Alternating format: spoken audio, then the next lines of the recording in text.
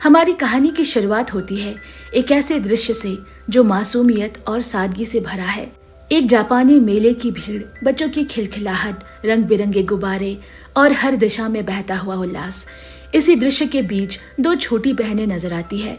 बड़ी बहन अपनी छोटी बहन को हाथ पकड़कर रोलर कोस्टर की ओर ले जाती है। वो चाहती है कि उसकी बहन भी उसी उत्साह और रोमांच को अनुभव करे जो बाकी बच्चे कर रहे हैं। लेकिन जैसे ही वे सवारी के पास पहुंची, एक कर्मचारी उन्हें रोक देता है। वो कहता है कि ये राइड सिर्फ बड़ों के लिए है। छोटी बहन की आंखों में उम्मीद की चमक पल भर में बुझ जाती है। बड़ी बहन, जो खुद भी बच्ची है, अपनी बहन की मायूसी को महसूस करती है और उसे समझाने की कोशिश करती है। देखने में तो ये एक साधारण सा पल लगता है, लेकिन इसी मासूम से दृश्य के बीच हम पहली बार सातो हिगाशी को देखते हैं। सातो एक बुजुर्ग व्यक्ति है, पर उनके चेहरे पर किसी शांत बुद्धिजीवी की गहराई है। कैमरा उनके चेहरे पर टिका है। उनकी आंखों में एक अजीब सी उलझन है, जैसे वो किसी बहुत परिचित जगह पर होते हुए भी रास्ता भूल गए हो। एक अनकही बेचैनी उनके चेहरे पर तैरती है।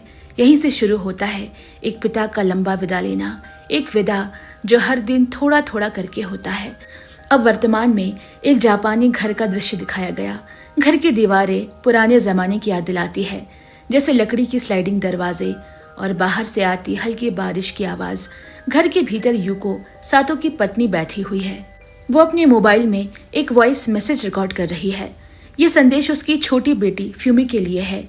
यूको की आवाज में एक बेचैनी है, लेकिन वो उसे छुपाने की कोशिश करती है। वो प्यार से कहती है, फ्यूमी बेटा, घर लौट आओ। पिताजी कुछ बदल से गए हैं। मैं चाहती हूँ कि तुम खुद देखो। अब शायद समय आ गया है। लेकिन जब ये मैसेज फ्यूमी के फोन पर पहुंचा तो उसने अनदेखा कर दिया। वो मन ही मन सोचती है, माँ फिर से कोई बहाना बना रही होगी, शायद कोई पारिवारिक चाल हो। फ्यूमी अपनी माँ की ममता को गलतफहमी के चश्मे से देखती है। अब हम फ्यूमी को एक व्यस्त रसोई में शेफ की भूमिका में देखते हैं। वो बारीकी से एक डिश की तैयारी कर रही है। उसके चेहरे पर संजीदगी है, जैसे हर मसाले, हर स्वाद को वो अपनी पहचान बनाना चाहती हो। वो अपने बॉस को डिश परोसती है, आंखों में उम्मीद लिए हुए, लेकिन बॉस के चेहरे पर कोई संतोष नहीं है। वो ठंडी आवाज में कहता है, इसमें कुछ कमी है, ये लोगों को आकर्षित नहीं करेगी। फ्यूमी के अंदर कुछ चटकता है। वो चुपचाप सिर झुकाती है। ये सिर्फ खाना नहीं था, ये उसकी मेहनत, उसकी पहचान थी, जिसे ठुकरा दिया गया। इसके बाद अब मारी का परिचय होता है, जो फ्यूमी की बड़ी बहन है। मारी एक साधारण जापानी गृहिणी है, पर उसकी आंखों में थकावट है, भावनात्मक और मानसिक। वो एक कैफे में फ्यूमी से मिली। दोनों बहनों ने एक दूसरे को गले लगाया। शुरुआत में हल्की फुल्की बातें होती है, लेकिन जल्दी ही बातचीत गहराई पकड़ लेती है। मारी कहती है, कभी कभी लगता है मैं सिर्फ एक माँ और पत्नी बनकर रह गई हूँ। मैं खुद को कब से भूल गई हूँ। फ्यूमी सहमति में सर हिलाती है। वो भी तो कहीं खो चुकी है, किसी रसोई में, किसी अस्वीकार में। यहीं पर वो एक अहम निर्णय लेते हैं। वो अपने पिता शेहोई का 70वां जन्मदिन घर लौटकर मनाएंगी। एक तरह से ये एक प्रयास भी है, फिर से जुड़ने का, फिर से परिवार के भीतर लौटने का। अब दृश्य बदलता है। हमें हिगाशी परिवार को दिखाया गया। सभी लोग बड़ी ही शालीनता से एक दूसरे के सामने बैठे हैं। टेबल पर फ्यूमी अपनी वही डिश रखती है, लेकिन जब शिहोई और बाकी लोगों ने उसे चखा, किसी के चेहरे पर कोई खास प्रतिक्रिया नहीं होती। सब चुप है। फ्यूमी की आंखें धीरे धीरे नम होने लगती है। ये वही डिश है जिसके लिए उसने दिल लगाया था, पर यहाँ पर भी उसे स्वीकृति नहीं मिली। तभी एक अजीब पल आता है और शिहोई मारी को फ्यूमी कहकर बुलाते हैं। वो पूछते हैं, फ्यूमी, अमेरिका में कैसी चल रही है पढ़ाई? मारी हंसते हुए कहती है, पिताजी मैं मारी हूँ। फ्यूमी और यूको के चेहरे पर चुप्पी छा गई, एक डर, एक अनकही आशंका। बाद में शिहोई असली फ्यूमी से मुखातिब होते हैं और उसे जन्मदिन की बधाई देते हैं। फ्यूमी मुस्कुराकर कहती है, पिताजी आज मेरा जन्मदिन नहीं है। शिहोई कुछ पल के लिए चुप रहते हैं और फिर सिर झुका लेते हैं। डिनर के बाद फ्यूमी उनके पास जाकर बैठती है और पूछती है, आजकल आप कौन सी किताब पढ़ रहे हैं? शिहोई मुस्कुराते हुए, मैं अभी भी पढ़ता हूँ, चलो तुम्हें अपनी किताब दिखाता हूँ। ये कहते ही वो कुर्सी छोड़कर अंदर जाते हैं। फ्यूमी कहती है, पिताजी बाद में देख लेंगे, अभी आराम कीजिए। लेकिन इस पर शिहोई भड़क जाते हैं, बिल्कुल नहीं, तुम क्या समझती हो अपने आप को? उनकी आवाज ऊंची होती है, गुस्से में कांपती हुई। पूरा परिवार स्तब्ध रह गया। मारी घबराकर माँ से पूछती है, ये सब कब से है? यूको ने धीरे से कहा, 6 महीने हो गए। डॉक्टर ने कहा है कि अल्जाइमर है। उनका दिमाग धीरे धीरे सिकुड़ रहा है। इसके बाद हल्के से हंसकर फ्यूमी कहती है, मेरे पिताजी एक स्कूल प्रिंसिपल थे, वो बहुत स्मार्ट है। लेकिन सच तो ये था कि शिहोई के गुस्सैल प्रतिक्रिया ने सबको चौंका दिया था। उनके शांत और सज्जन व्यक्तित्व से यह व्यवहार बिल्कुल विपरीत है। मारी और फ्यूमी पहली बार अपने पिता के इस रूप को देख रही है, भूले हुए, गुमसुम और कभी कभी असहाय रूप से गुस्सैल। अगली सुबह फ्यूमी ऊपर जाती है। वो अपने पिता को खड़ा देखती है।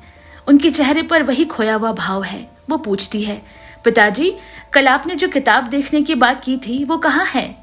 शिहोई कुछ पल सोचते हैं, फिर अचानक झल्ला कर कहते हैं, कौन सी किताब? कैसी किताबें? मुझे अकेला छोड़ दो। ये सुनकर फ्यूमी एकदम चुप हो गई। वो जानती है कि ये वो पिता नहीं जो उसे कहानियां सुनाया करते थे। कुछ तो टूट गया है। दृश्य बदलता है। फ्यूमी अपनी फूड वैन में काम कर रही है।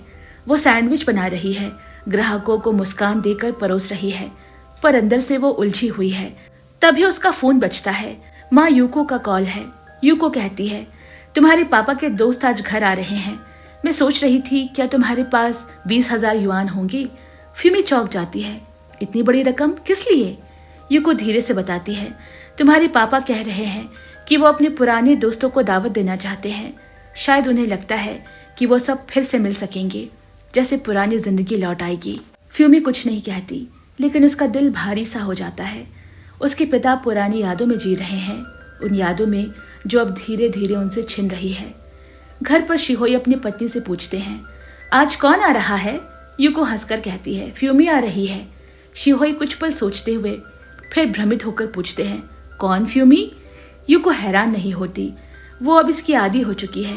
वो प्यार से समझाती है, हमारी बेटी फ्यूमी, जो छोटा सा वाद्य यंत्र बजाया करती थी, याद है? शिहोई सोचते हैं, फिर कहते हैं, हाँ हाँ, जो अध्यापक बन गई है ना, मुझे गर्व है उस पर। चलो, मुझे अपने घर जाना है। यूको उसे हल्के से पकड़ती है। यही तो घर है आपका शिहोई। ये वाक्य किसी चुभते हुए तीर की तरह लगता है। एक व्यक्ति जो अपने ही घर को पहचान नहीं पा रहा। अल्जाइमर सिर्फ यादें नहीं छीनता, वो पहचान भी मिटा देता है, अपने, अपनों और अपने अस्तित्व की। सातो फ्यूमी के साथ अपने पुराने दोस्त नाकामुरा की अंतिम यात्रा में आया हुआ है।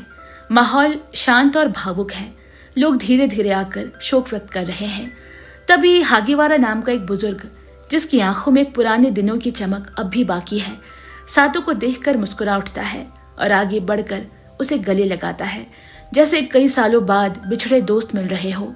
फ्यूमी, हागीवारा कहता है, हम कॉलेज के दिनों में जूडो की टीम में साथ थे।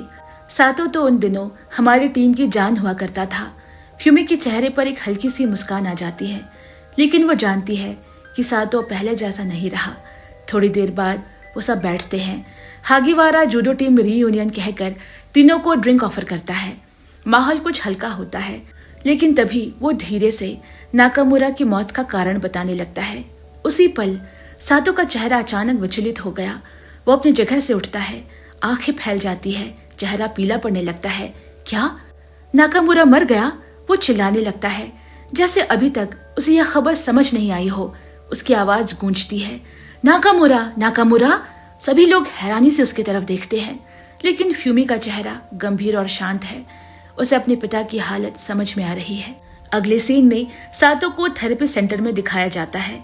वहां वो अपने साथियों से अलग बैठा कांजी की कठिन पहेलियों को हल कर रहा है। उसकी आंखों में एक अलग से चमक होती है। जैसे ही वो एक कांजी सही करता, अचानक खुशी में गाना गाने लगता और धीरे धीरे अपने ही अंदाज में हल्का सा नाचने भी लगता है। उस पल में सातो किसी मासूम बच्चे की तरह दिखाई देता है, जिसे अपनी छोटी सी जीत पर बेहद खुशी हुई हो। थोड़ी देर बाद थेरेपी सेंटर का एक ट्रेनर उसे मारी के घर छोड़ देता है। दरवाजा खुलता है, लेकिन मारी घर पर नहीं होती। सामने उसका बेटा खड़ा है। वो सातो को देखकर थोड़ा घबरा गया, लेकिन मुस्कुराकर कहता है, दादाजी, मैं आपका पोता हूँ। सातो उसे थोड़ी देर तक देखता रहा, फिर धीमे से मुस्कुराया, जैसे कोई धुंधली सी याद उसे छू कर निकल गई हो। वो घर के अंदर आते हैं। पोता उसके पास बैठता है और कहता है, दादाजी, क्या आप मुझे कांजी सिखा सकते हैं? सातो तुरंत पुराने समय में लौट गया। वो एक के बाद एक कांजी के उच्चारण, अर्थ और प्रयोग बताता है। तभी तकाशी उसकी तरफ देखता है और खुशी से कहता है, आप तो कांजी मास्टर हैं। घर का माहौल थोड़ी देर के लिए खुशियों से भर गया, लेकिन फिर एक सन्नाटा छा जाता है, क्योंकि थोड़ी देर बाद जब तकाशी सोकर उठता है और देखता है कि दादाजी कमरे में नहीं है, वो किचन जाता है, बाथरूम, छत, हर जगह ढूंढता है। उसकी आवाज में घबराहट साफ झलकती है, दादाजी आप कहाँ हैं? लेकिन सातो कहीं नहीं मिलते। अब घर के सभी लोग बेचैनी और घबराहट में इधर उधर दौड़ रहे हैं। तभी हमें फूमी अपनी फूड वैन के पास दिखाई देती है। उसके चेहरे पर थकान, चिंता और हार की लकीरें साफ नजर आ रही है। उसके साथ उसकी असिस्टेंट भी होती है, जो इस महीने की पगार लेने आई है।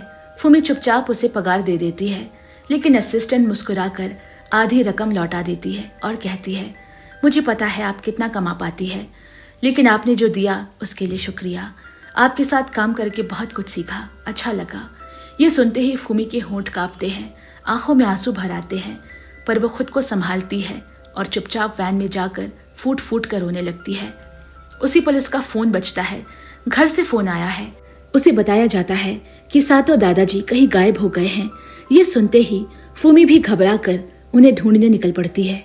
उधर हकाशी ब्रिज के पास सातो को एक लड़के के साथ देखकर उन्हें जोर जोर से आवाजें लगाता है, दादाजी रुकिए। सातो मुड़ते हैं और ठीक उसी समय फूमी भी वहां पहुंच जाती है। थोड़ी देर बाद मालूम होता है कि वो लड़का कोई और नहीं बल्कि फूमी के बचपन का दोस्त मिचिको है। वो मुस्कुराते हुए बताता है, फूमी तुम्हारे पापा मुझे पहचान नहीं पाए, पर मैंने उन्हें एक नजर में पहचान लिया। जब मैंने उनका नाम पुकारा तो वो रुके और बातें करने लगे। फूमी थोड़ी देर के लिए शांत हो जाती है। तभी हिकाशी इशारा करके कहता है, आंटी देखो दादाजी कहाँ जा रहे हैं। फूमी पलट कर देखती है तो पाती है कि सातो उसकी फूड वैन को गौर से देख रहे हैं। ये देखकर फूमी का मन भर आता है। आंखों में आंसू लिए वो धीरे से कहती है, माफ कीजिएगा पापा, मैं आपकी उम्मीदों पर खरी नहीं उतर पाई, टीचर नहीं बन पाई, आपको गर्व नहीं दिला पाई। सातो चुपचाप उसके वैन की ओर देखते हुए पूछते हैं, ये क्या है, कोई रेस्टोरेंट? फूमी हल्की सी मुस्कान के साथ कहती है, हाँ कह सकते हैं। सातो एक फ्राई उठाकर खाते हैं और मुस्कुरा कर कहते हैं, मुझे तुम पर गर्व है। फूमी की आंखें चमक उठती है। वो खुशी से उछल कर पूछती है, नॉनवेज या वेज? सातो मुस्कुराते हुए कहते हैं, दोनों। अब फूमी हिकाशी से कहती है, जल्दी जाओ, घर में सबको बता दो, दादाजी मिल गए हैं, हम लोग आ रहे हैं। वो खुद वैन में जाकर सातो के लिए कुछ खास बनाने लगती है। बाहर मिचिको मुस्कुराते हुए कहता है, बाहर देखो। फूमी बाहर झांकती है तो देखती है कि उसके पापा सारे ग्राहकों को एक टीचर की तरह अनुशासन में खड़ा करवा रहे हैं। ये दृश्य फूमी के दिल को छू जाता है। वो चुपचाप मुस्कुराती है, जैसे वर्षों से रुका हुआ स्नेह बह चला हो। इसके बाद सब लोग मिलकर सातो को उसके पुराने घर ले जाते हैं। वहां मारी और उसकी माँ एक पुराने एल्बम के पन्ने पलटते हुए बीते वर्षों की यादों में डूबी हुई है। मारी की माँ एक फोटो को दिखाती है और कहती है, ये देखो, लगभग 40 साल पुरानी है, हमारी पहली मुलाकात की तस्वीर। और देखो, ये तो हमारे पुराने घर के बाहर की है। मारी उस तस्वीर को देखकर भावुक हो जाती है। वो अपनी माँ की आंखों में बीती जवानी के दर्द और प्रेम साफ पड़ पाती है। उधर घर के एक कोने में सातो चुपचाप बैठकर बाहर का नजारा देख रहा है। उसके चेहरे पर एक अजीब सी शांति होती है, जैसे कोई गुजरा वक्त सामने आकर खड़ा हो गया हो। तभी उसका पोता पास आकर पूछता है, इतने शांत क्यों हो दादाजी, कुछ याद कर रहे हो क्या? सातो ने धीमे स्वर में कहा, हाँ, सब कुछ बहुत पीछे छूट गया है। इसी बीच एक आदमी आकर उन्हें तरबूज देता है। सातो कठोर स्वर में पूछता है, तुम कौन हो? वो व्यक्ति मुस्कुरा कर जवाब देता है, मैं आपका भतीजा केसुके हूँ। उधर हकाशी इंटरनेट पर अपनी गर्लफ्रेंड एलिजाबेथ की तस्वीर देखता है, जिसमें वो किसी और लड़के के साथ होती है। ये देखकर वो तिलमिला जाता है और गुस्से में घर वापस जाने की जिद करता है। इधर मारी अपने पिता सातो से कहती है, पापा चलिए घर दिखाती हूँ जहाँ मैं बड़ी हुई हूँ। पर सातो भ्रमित होकर जवाब देता है, कौन पापा, मेरी तो अभी शादी भी नहीं हुई है, मुझे घर जाना है। मारी ये सुनकर चुप हो जाती है।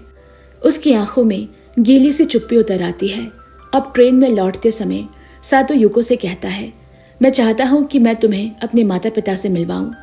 यूको शर्मा कर मुस्कुराती है और धीरे से हाँ कहती है। अब इस बात को 2 साल बीत चुके हैं। फूमी अब किचन सुजारू नाम के एक रेस्टोरेंट में काम करती है। वहाँ की हर चीज में एक अपनापन है।